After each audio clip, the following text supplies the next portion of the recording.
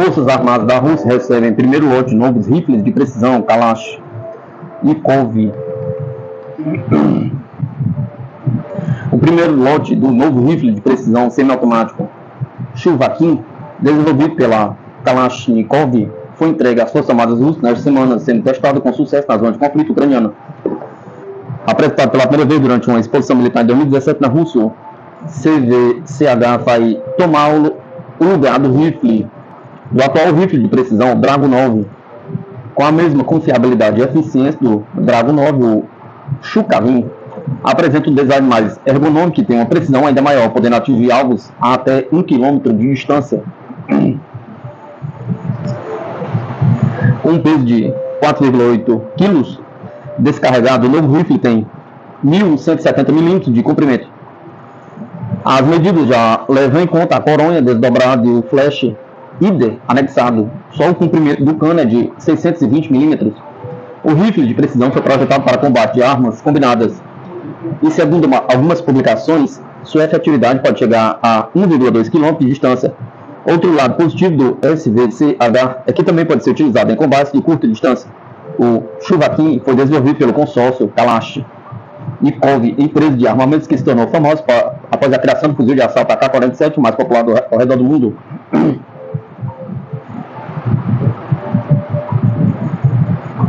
Irã e Rússia fecham um acordo para negociar moedas locais em vez de dólar americano. Em novo capítulo da cooperação econômica entre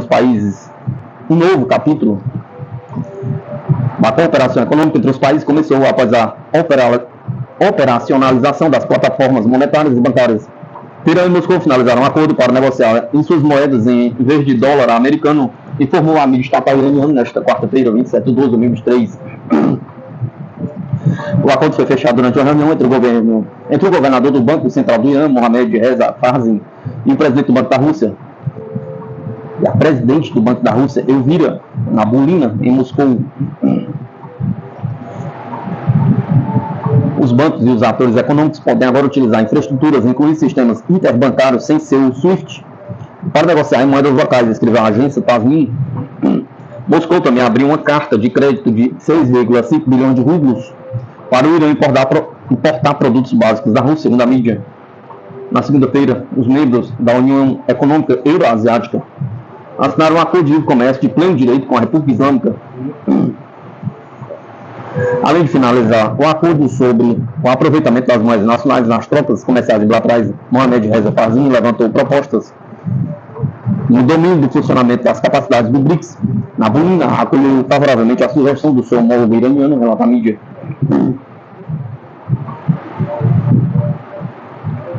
China estendendo serviço militar a Taiwan, quer usar jovens como bucha de canhão. A decisão das autoridades de Taiwan de estender o serviço militar obrigatório de 4 meses para 1 ano significa que querem obrigar seus jovens a servir como bucha de canhão pela independência de Taiwan, disse nesta quarta-feira, 27 de 12 de 2023, Shen Liuhan, o porta-voz do escritório de assuntos de Taiwan do Conselho de Estado chinês. De acordo com Shen, Taipei fez ouvidos surdos e vista grossa a oposição da população da ilha e as preocupações da juventude taiwanesa e dos países destes jovens, acusando o governante Partido Progressista Democrático de Taiwan de se preparar para a guerra.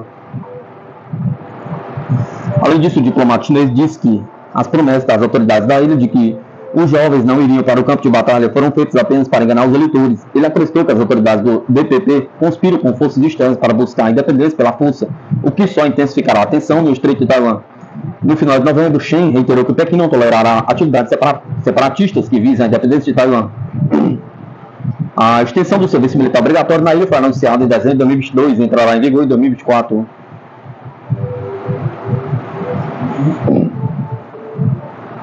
Ministério das Relações Exteriores russo: mísseis patrióticos do Japão aos Estados Unidos pode reduzir segurança global e ir na Ucrânia. Para Moscou, a alteração feita na legislação japonesa para poder revender mísseis aos Estados Unidos mostra uma remilitarização acelerada do Japão com a Rússia, não descartando que os mísseis possam ser enviados de Washington para a Ucrânia. Nesta quarta-feira, 27 de 12 de 2023, a representante oficial do Ministério das Relações Exteriores da Rússia, Maria Zakharova, disse que a aprovação do Japão para a transferência de mísseis interceptadores patrióticos para os Estados Unidos terá consequências negativas para a segurança global e regional. A administração do primeiro-ministro japonês Fumio Kishida reafirmou mais uma vez o seu rumo de desmantelar consistentemente as disposições pacifistas da Constituição do país do pós-guerra, junto à remilitarização acelerada do Japão. Isso terá consequências negativas tangíveis para a segurança global e regional, disse Zakharov em um briefing. Na semana passada, a Casa Branca confirmou a decisão das autoridades japonesas de transferir mísseis patriotas para os Estados Unidos, dizendo que isso contribuiria para melhorar a segurança e a paz do Japão na região do Indo-Pacífico. No entanto, a mídia japonesa ventilou que os mísseis serviriam para renovar o estoque norte-americano, defasado pelo constante envio de armas para a Ucrânia. Zakharov acrescentou que a decisão de transferir os mísseis serviu principalmente aos interesses de Tóquio, aliados dos Estados Unidos. Neste caso, o lado japonês não está apenas a ultrapassar os seus próprios princípios, mas, em essência, está a perder em grande parte o controle sobre as armas que Washington poderá agora literalmente gerir como quiser, disse a diplomata. A representante da chancelaria russa também afirmou que Moscou não descartou a possibilidade dos patriotas acabarem na Ucrânia. A este respeito, gostaríamos de alertar que os mísseis japoneses caíram nas mãos das forças armadas ucranianas. Tais ações serão vistas como claramente hostis pela Federação da Rússia e implicarão as consequências mais graves para o Japão no contexto da cooperação das relações bilaterais, completou.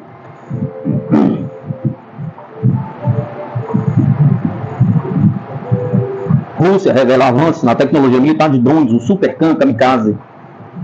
O chefe da corporação estatal Rostec, Sergei Chemizov, pontuou a Sputnik sobre os principais avanços nas tecnologias militares russas e explicou como eles vão afetar o custo da operação militar especial.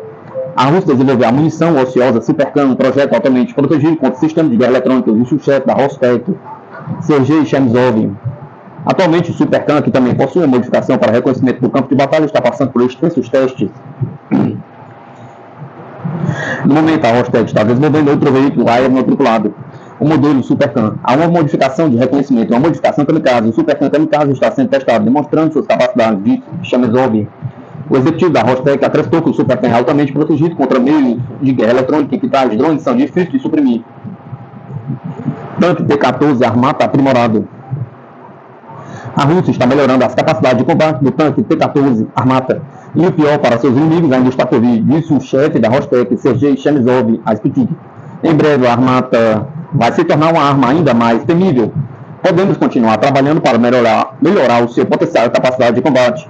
O resultado será visto em breve. Assim, o pior para os nossos inimigos ainda está por vir, sublinhou Chemizov.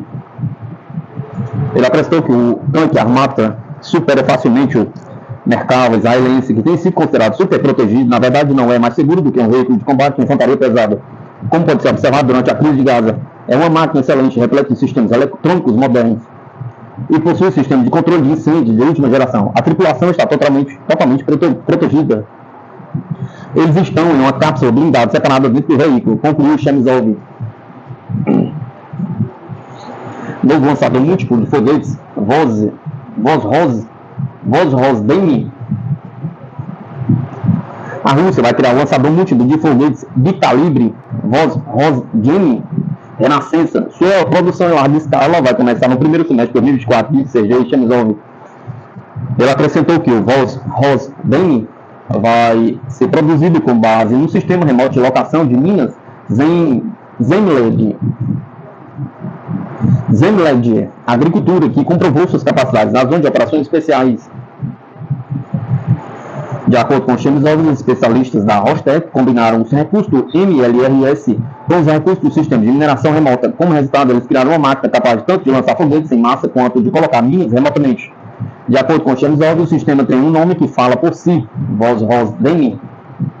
Novos mísseis guiados anti-interferência. A Rússia está criando um míssil guiado anti-interferência para o sistema de lançadores múltiplos de foguetes, afirmou Chemizov.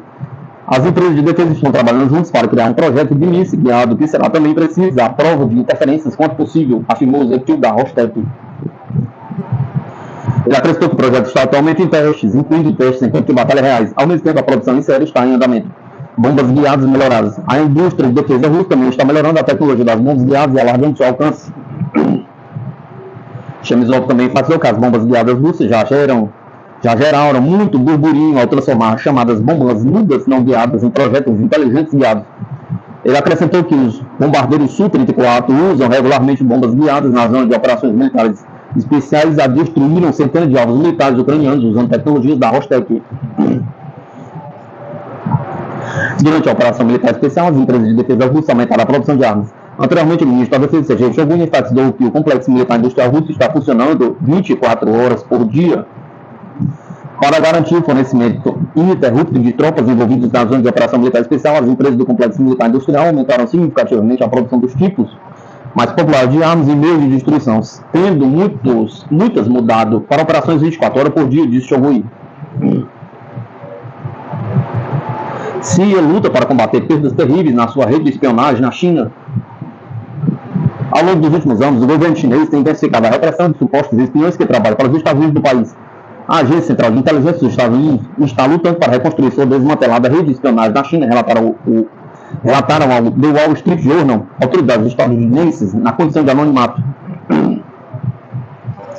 Segundo eles, o objetivo é restaurar as capacidades de informação humana da CIA na República Popular da China, onde a agência perdeu sua rede de agentes há uma década. As fontes referiram-se ao que descreveram como agentes de contra-espionagem de Pequim, que quase cegaram os agentes da CIA na China na época, quando os oficiais relataram que pelo menos 2 dúzias de funcionários que forneciam informações aos Estados Unidos foram executados ou colocados atrás das grades.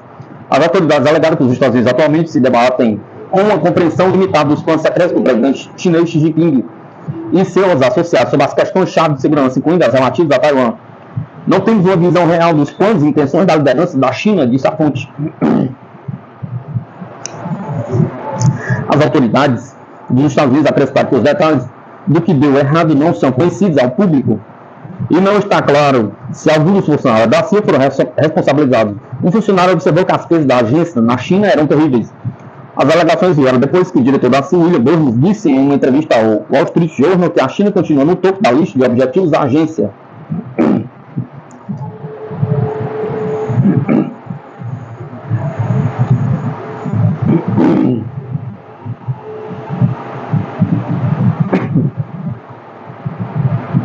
Amazônia Azul, mapa do Brasil, passa a incluir a área equivalente à Europa Ocidental. Colinas extensas com novos tipos de recifes, abundantes vida marinha e espécies raras de peixes. Apesar de ser responsável por 20% do PIB brasileiro, o território oceânico ainda tem muito a ser descoberto e também fiscalizado. Neste ano, o país deu um novo passo para alcançar totalmente esse objetivo. A inclusão da Amazônia Azul no mapa do país. Batizado de Amazônia Azul, uma referência à rica biodiversidade e recursos naturais. A área de 5,7 milhões de quilômetros quadrados que se estende ao longo de 10 mil quilômetros de costa brasileira, equivale ao tamanho de toda a Europa Ocidental. Só não é maior do que países como a Rússia, Canadá, China, Estados Unidos, Austrália e o próprio Brasil continental.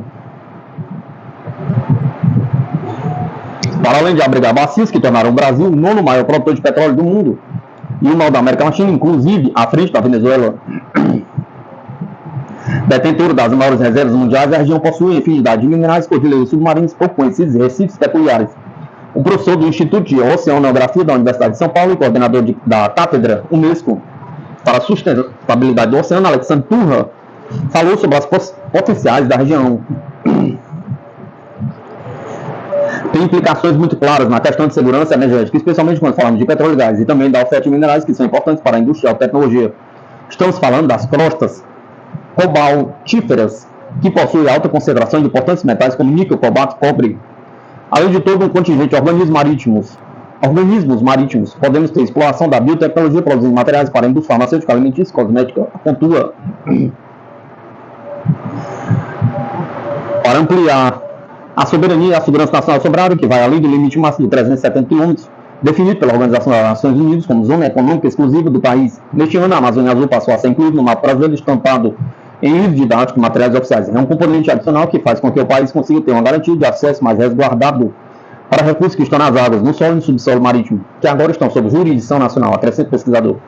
O tenente-coronel Eduardo Coelho de Oliveira, que é mestre em ciências militares e atua no 7º Grupo de Artilharia de Campanha de Olinda, Pernambuco, acrescentou que a região é chamada Plataforma Continental, que ainda não foi totalmente reconhecido pela ONU. Apesar de estampar os mapas, é um prolongamento do território para o mar até as profundezas abissais.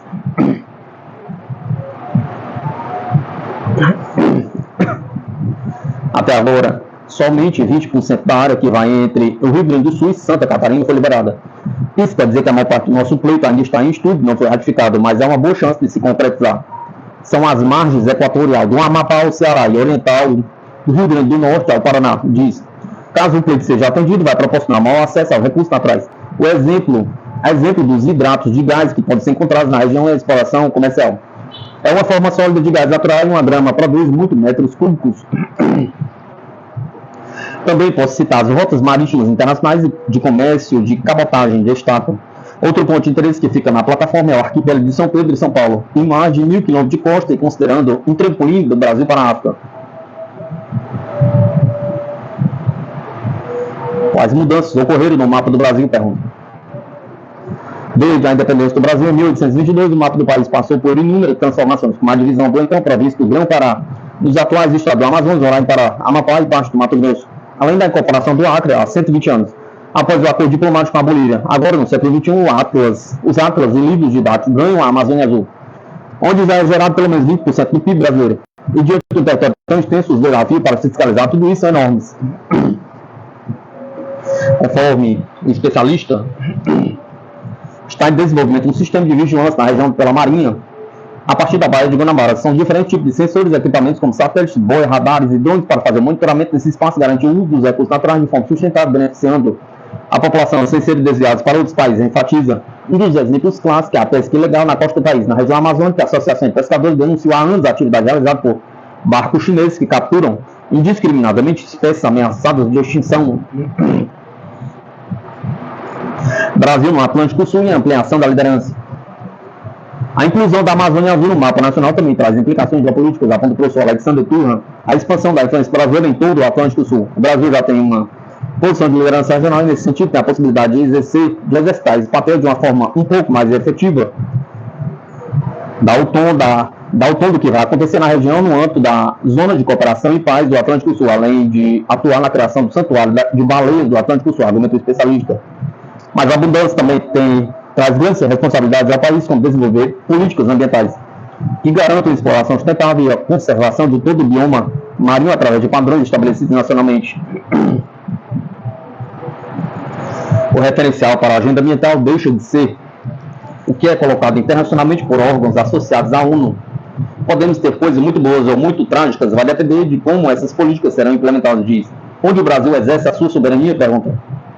Espaço aéreo, solo, sub e o mar territorial. A Constituição Federal prevê que o Brasil exerça a sua soberania nessas localidades, que com relação à Amazônia Azul amplia o que está previsto na legislação. Ainda está em estudo acrescentar uma outra região ao mapa brasileiro, 1 milhão de quilômetros quadrados, que pode ser anexado ao país. Aqui explica o professor da USP. Isso, segundo ele, pode trazer questionamentos geopolíticos internacionais. A região era uma ilha tropical conhecida como a elevação do Rio Grande. Essas solicitações diárias normalmente desencadeiam reações contrárias, especialmente se há países limítrofes. No caso do Brasil, não existe nenhum tipo de sobreposição que poderia ser solicitado por outras nações.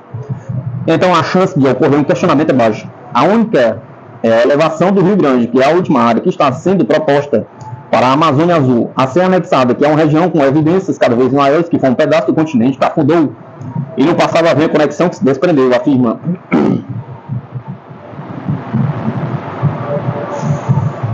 Já o tenente-coronel Eduardo Coelho lembra que a pujança brasileira em termos territoriais incomoda de forma regional e até internacional.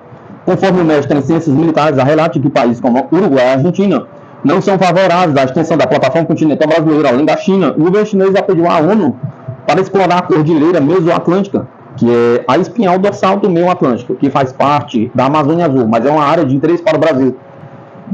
Isso também ocorreu com a região do Rio Grande, contou. A Amazônia Azul, a área de cobiça internacional. Estudo recente liberado por pesquisadores da USP, a pequena amostra dos potenciais econômicos da região, com distância de 1,2 mil quilômetros da costa, a elevação era uma grande ilha vulcânica há 50 milhões de anos e conta com reservas de minerais raros e considerados essenciais para a produção de baterias, painéis solares e produtos de energia verde. O que se vê para o futuro é que, com a necessidade das nações a ampararem seu desenvolvimento, como alimentar uma grande população, buscar matéria-primas e fornecimento de energia, a Amazônia Azul é uma área de cobiça que deve ser defendida a todo custo pelo Estado-nação, argumenta o tenente-coronel. Em abril deste ano, o navio alemão chegou a ser expulso da área pela Marinha do Brasil, por realizar pesquisa sem autorização em águas do país. Isso mostra a importância de termos um sistema de vigilância denso que seja capaz de detectar não só essas, como outras embarcações. A ameaça é tudo que atenta contra os interesses do Estado brasileiro, disse o almirante Marcos Sampaio Olsen, à época, durante a comissão da Câmara dos Deputados. O Brasil já se posicionou de forma contrária à mineração em águas profundas, por conta dos riscos à biodiversidade. Por isso, proteger a Amazônia é crucial para garantir a sustentabilidade em toda a região. O que acontece é que a gente precisa então organizar o uso desse espaço para poder desenvolver não uma economia azul, e sim uma economia sustentável do oceano que tenha como pilares a proteção efetiva, sustentável e compartilhamento equitativo de recursos. Esse é o grande ponto. Como é que a gente faz isso conciliando os diferentes interesses que estão por aí colocados na mesa, concluiu.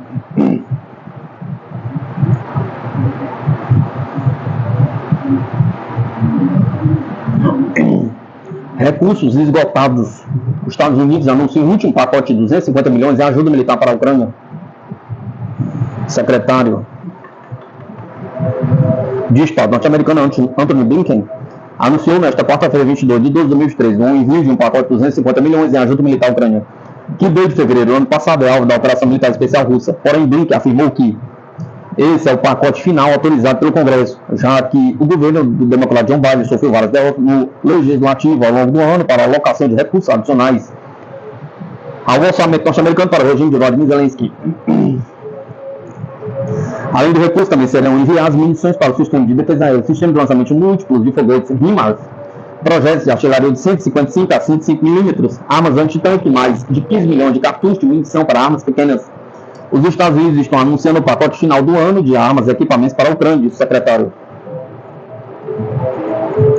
A Casa Branca já divulgou que os fundos para a Ucrânia estavam perto de se esgotarem, assim como novos fornecimentos de armas e munições por conta da falta de aprovação do financiamento adicional. Sem tempo e sem dinheiro. Na última semana, Anthony Blinken já havia sinalizado que a falta de dinheiro para financiar a Ucrânia batia a porta do governo dos Estados Unidos. Além disso, o tempo político tem ficado cada vez mais escasso. Estamos quase sem o dinheiro que precisamos. Estamos perto de ficar sem tempo, disse Blinken durante a coletiva de imprensa realizada nesta quarta-feira, 20 de 12 de 2023. O chanceler destacou a urgência do governo em conseguir que o Congresso aprove fundos adicionais para a Ucrânia e Israel. Acrescentou que a Casa Branca carece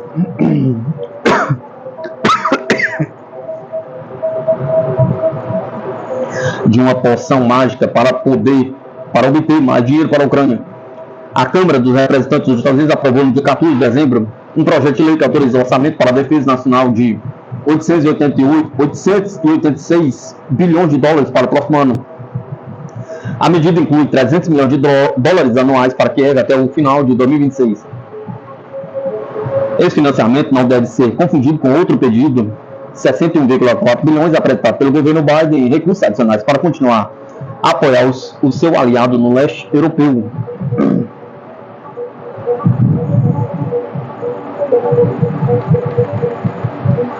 Estados Unidos anunciam inclusão de novas áreas no Ártico em seu mapa e analista cita terreno perigoso. O governo do presidente democrata John Biden divulgou na última semana novos mapas que expandem a plataforma continental americana no Oceano Ártico, no Atlântico Norte e também no Mar do Bering e nas regiões do Golfo do México, próximo às Ilhas Marianas. A expressão plataforma continental refere-se à porção territorial de um país que alcança as regiões marítimas e, no caso norte-americano, tem a pretensão de avançar ainda mais sobre regiões do Ártico e do Golfo do México. O biólogo e professor da Universidade do Alasca, Rick Steiner, que é especialista em conservação marinha, disse em entrevista à RIA Novosti que as novas reivindicações deveriam ser retiradas. O país quer anexar uma região de cerca de 1 milhão de quilômetros quadrados nos dois oceanos, sendo a maior parte no Atlântico Norte, rica em minerais e recursos energéticos.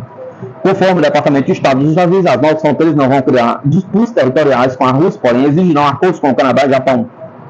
Para o especialista, a gestão Biden está andando em terreno perigoso ao fazer reivindicações unilaterais no Ártico, uma vez que não ratificou a Convenção das Nações Unidas sobre o Direito do Mar. Ao contrário de competir pelos recursos marinhos na região polar, o biólogo defendeu que os países deveriam se unir para proteger completamente para sempre o Ártico e retirar reivindicações na plataforma continental expandida.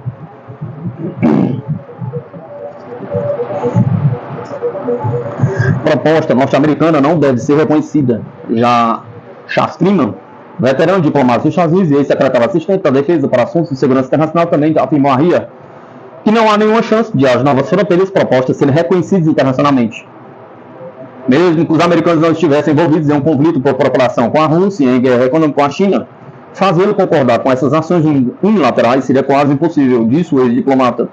Ele também argumentou que é difícil entender como as reivindicações dos Estados Unidos por uma plataforma expandida no Ártico são consistentes com suas objeções e reivindicações semelhantes de países como a China. Enquanto isso, Moscou condenou a ampliação da plataforma continental por Washington, inaceitáveis. O chefe do Comitê Estatal da Duma sobre o Ártico, Nikolai Kharitonov, alertou que as tentativas dos Estados Unidos de expandir seu território poderiam aumentar as tensões no Ártico.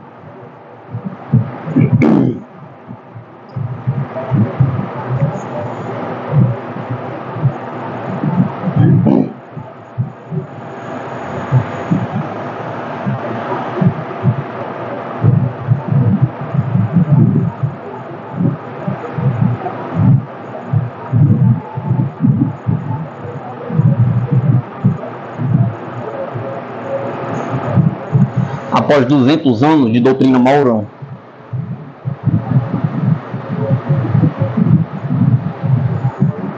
Brasil e América Latina ainda lutam por autonomia, dizem analistas. Estabelecida há 200 anos, a doutrina Monroe demarcou a América Latina como esfera de influência política e econômica dos Estados Unidos. Hoje, com um mundo cada vez mais multipolar, é possível dizer que esse cenário foi superado? Pergunta. A América Latina, afirma analistas ouvidos para a política, que o Brasil tem sido imprescindível para a estratégia de poder de Washington, especialmente após a Segunda Guerra Mundial, quando os Estados Unidos passaram a buscar a posição da nação mais poderosa do mundo, da Terra. Desde aquela época, boa parte da relação entre o país e o resto do continente tem se baseado em uma antiquada doutrina criada há 2 séculos. Em 1823, os Estados Unidos, sob o governo do presidente James Monroe, estabeleceram uma diretriz de política externa que tinha o intuito declarado de impedir a influência de potências europeias no continente americano. Na prática, foi com base nessa doutrina que, no século XIX e XX, os Estados Unidos realizaram uma série de intervenções em outros países da região, na tentativa de garantir sua hegemonia. Para Williams Gonçalves, professor titular de Relações Internacionais da Universidade do Estado do Rio de Janeiro, ainda hoje os Estados Unidos precisam de domínio sobre a América Latina, pois essa é a condição de possibilidade básica para os Estados Unidos ser a potência hegemônica.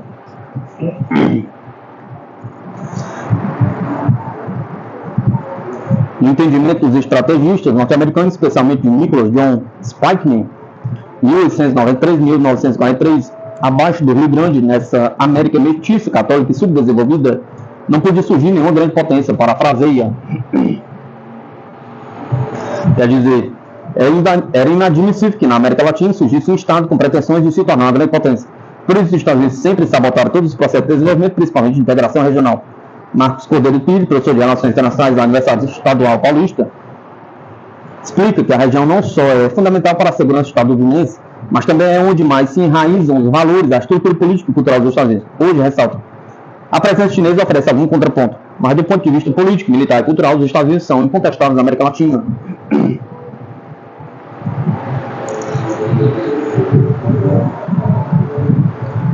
Apesar de o ex-secretário de Estado John Kerry afirmar em 2013 que a doutrina Monroe estava superada, ela continua muito ativa hoje em dia. Quais países se opõem à hegemonia dos Estados Unidos? Historicamente, a grande opositora ao poder dos Estados Unidos foi a União Soviética, seguida hoje pela Rússia e pela China. Além do movimento dos países não alinhados, que buscavam a terceira via de desenvolvimento econômico e independência política. No mundo de hoje, no entanto, que se mostra cada vez mais multipolar, há maiores oportunidades de resistência ao poder de barganha do sul global frente à hegemonia estadunidense. Entre estas, Pires aponta para o BRICS, que amplia a voz dos países em desenvolvimento e protagoniza o movimento de desdolarização do comércio. O comércio baseado em moedas locais é apenas a primeira fase de um processo de longa duração, mas o uso do dólar ainda é muito amplo, afirma. O que merece ser ressaltado é o processo que aponta para um futuro em que os países do sul global terão um protagonismo cada vez maior. Os analistas, contudo, ressaltam a existência de nações da América Latina que se opõem à influência norte-americana há décadas, como Cuba, que resiste a um bloco econômico que vai completar 61 anos, detalha Pires. Os Estados Unidos nunca admitiram a possibilidade de que um país em sua periferia possa ser autônomo e altivo, como é o povo cubano. Outros exemplos.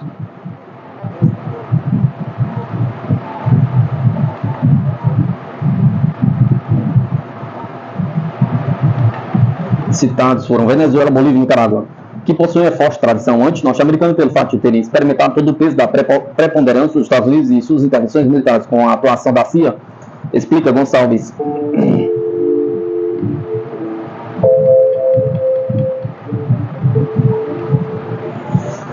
Eles podem até votar juntos em decisões da ONU, ressalta Pires, mas não possuem peso político e militar para se contrapor aos Estados Unidos. Aliás, a maior parte das dificuldades econômicas enfrentadas por eles depois das pressões e sanções impostas por Washington. Qual a posição do Brasil no mundo multipolar? Pergunta. Quando falamos em um mundo multipolar, estamos levando em conta que deve haver um polo de poder na América do Sul. Analisa Gonçalves. Nesse ponto, o candidato óbvio é o Brasil, que tem todos os elementos básicos para exercer essa liderança, como uma grande população, unidade territorial, unidade linguística e o maior parque industrial do hemisfério sul. O Brasil não apenas pode, mas o Brasil tem a obrigação de se afirmar como liderança na nossa região. Entretanto, afirma o analista, falta ao Brasil um projeto nacional para exercer essa liderança regional e de estabelecimento de uma política de autonomia, ficando esse objetivo e seus meios dependentes do governo no poder.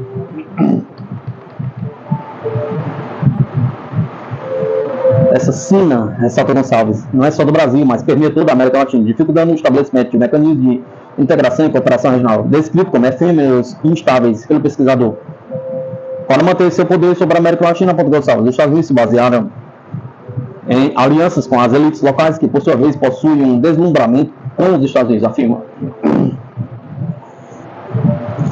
Essa hegemonia foi conquistada a partir da servidão voluntária das oligarquias latino-americanas, que para manter o seu poder e frear todo e qualquer movimento de reforma social apoiaram-se nos Estados Unidos. Por conta disso, em comparação com outras nações latino-americanas, destaca Gonçalves, o Brasil é um dos países que mais adere a posições norte-americanas. É no Brasil onde há a menor resistência disso.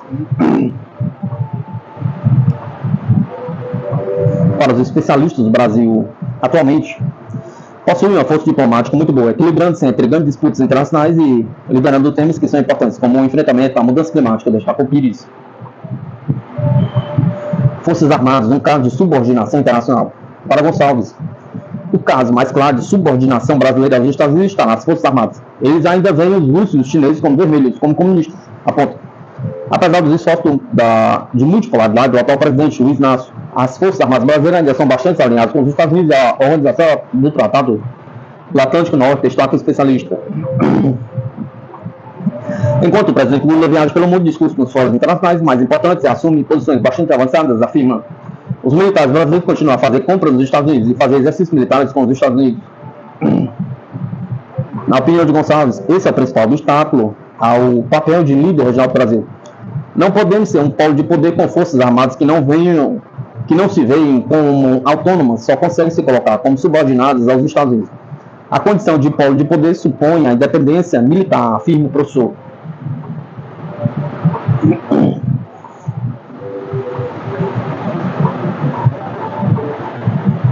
Biden, ataques dos Estados Unidos no Iraque tiveram como meta dissuadir Irã e novas ações podem ser tomadas.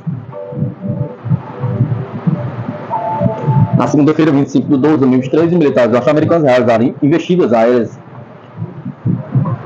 de retaliação no Iraque após um ataque de drone no início do dia por militantes alinhados ao Irã, que deixou um militar em estado crítico e feriu outros 2 militares dos Estados Unidos. Os ataques aéreos militares dos Estados Unidos no Iraque, na segunda-feira, tiveram como objetivo interromper uma série de ataques em curso contra militares norte-americanos na região, disse o presidente John Biden hoje, 27 de 12 de 2023, segundo a agência Reuters. Os ataques tinham como objetivo degradar, interromper a série de ataques em curso contra os Estados Unidos e os nossos parceiros, e para dissuadir o Irã e grupos de milícias apoiados pelos iranianos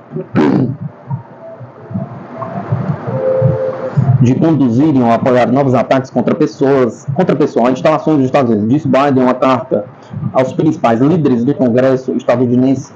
Biden acrescentou que Washington está pronta para tomar novas medidas conforme necessário e apropriado para enfrentar novas ameaças ou ataques. O confronto foi a mais recente demonstração de como a guerra na faixa de Gaza entre Israel e os Hamas corre o risco de se espalhar por todo o Oriente Médio, ressalta a agência Bloomberg. O número de grupos não estatais, bem como a imprevisibilidade das operações militares israelenses e das potenciais respostas do Irã torna difícil prever quando que incidentes específicos poderão desencadear uma escalada mais ampla, analisou a mídia.